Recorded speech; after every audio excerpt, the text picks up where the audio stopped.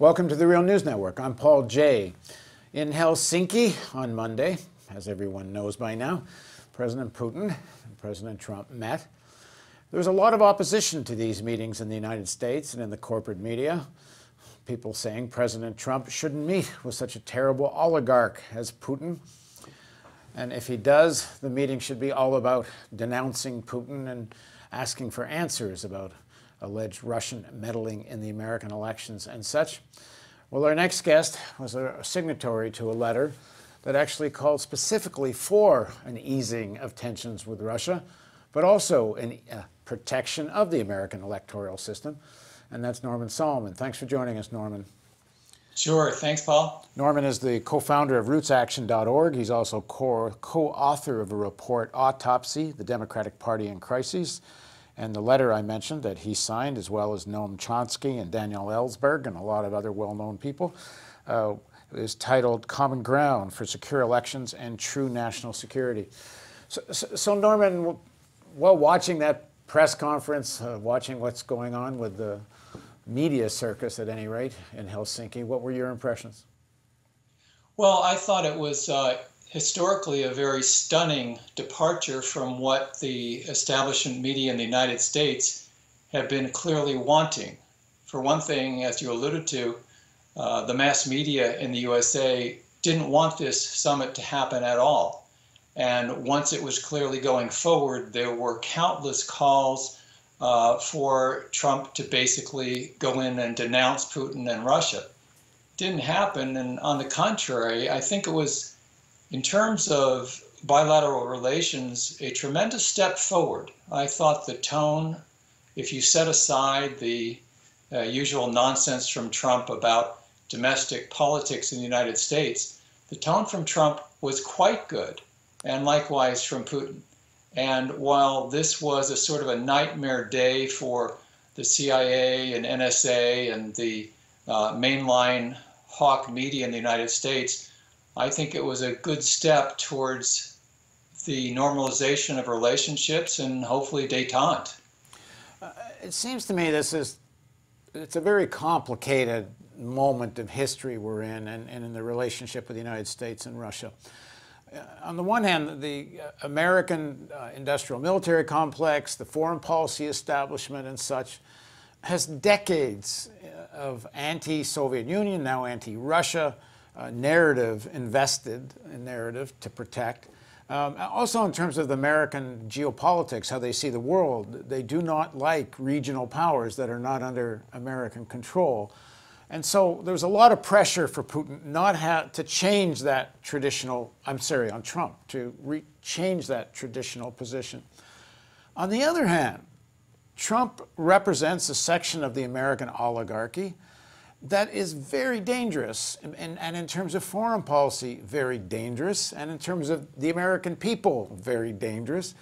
And Putin represents a Russian oligarchy that is very dangerous to the Russian people, does not have anywhere near the foreign policy footprint of the United States, does not commit as much mayhem and havoc around the world as the United States has.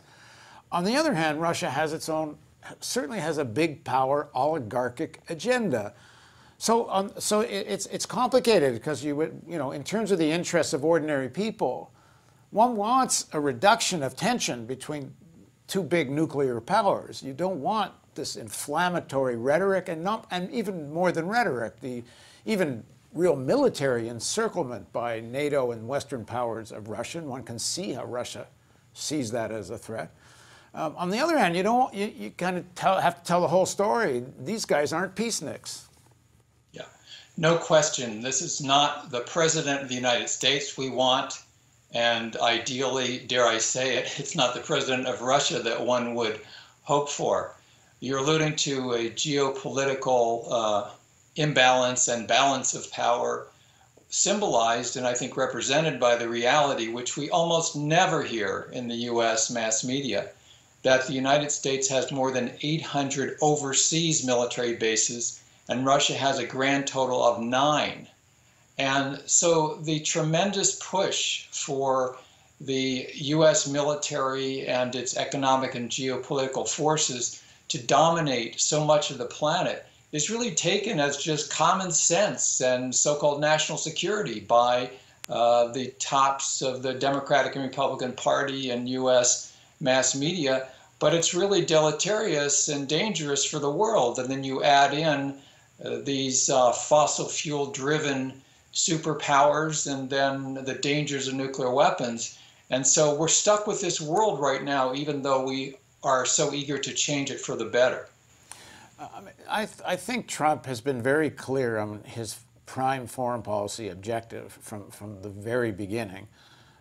He talked about a war against what he called Islamic terrorism or Islamic extremism. We know what that really means is Iran, because if you really meant Islamic extremism or Islamic terrorism, then you don't make the Saudis as your #1 ally in the Middle East, or #2 after Israel, or maybe they're co-number ones in terms of Trump foreign policy allies. Targeting Iran is the #1 foreign policy priority of this administration, and then trade war with China. And the moves Trump's making to try to have some kind of détente with Russia has these positive elements in that reducing tensions with nuclear powers is good, and toning down the rhetoric that harkens back to the Cold War is good. But he's also trying to make moves that enable this Saudi, Israeli, United Emirates, and very much American strategy of destabilizing and attempting to have a regime change in Iran.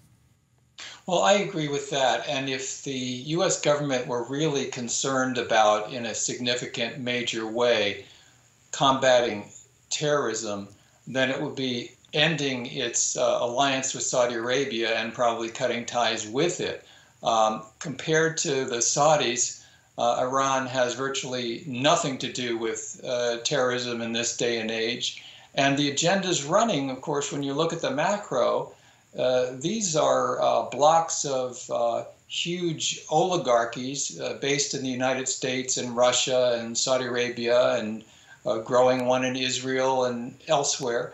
And their interests are the usual of the extremely wealthy and the corporate powers, which is to drive down the standard of living of most people so they can extract most profits as well as most natural resources and fossil fuels and so forth. So as you refer to, I mean, this is a complex series of layers that we're dealing with. I think that in terms of, for instance, progressives in the United States, we really need to bring our own selves up short, because the tip of the spear of aggressive rhetoric and potentially aggressive military action towards Russia is now the Democratic Party constituency. This is a war party with Democratic and Republican wings, but Democrats at the top, with rare exceptions, have been bellicose towards Russia. I think we can anticipate a lot of that in the coming days and blowback from this, what I think overall is a very constructive summit. And it's up to progressives to check their nonsense at the door, because a lot of that nonsense is being fed and fueled by the likes of MSNBC and the Democratic National Committee, and a lot of folks who think that they can use to partisan advantage the claim that somehow Trump is in Putin's pocket and therefore we should just gin up hostility towards Russia, which is very ominous for future generations, because we want some to exist. And we've got 2 nuclear weapon superpowers on hair trigger alert, and that has to be recognized, and we need some positive steps to decrease rather than increase tensions. I mean, I'd agree with most of what you said. I don't know yet whether we know whether this summit was constructive, if you're talking about the interests of ordinary peoples, in the sense that it's constructive not to have a crazy war of words. Yeah, but we don't know what went on in ordinary people. What went on in that private what went on in that private meeting may turn out to be not so constructive.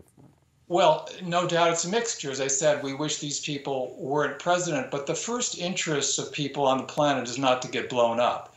That's a given. At the same time, of course, these are tremendous class interests that are crushing already crushed people, not only in the United States, but in the third world, the global south, and of course, including Russia. So as always, there's a class war going on. I wouldn't trust Trump or Putin as far as I could throw the Washington Monument.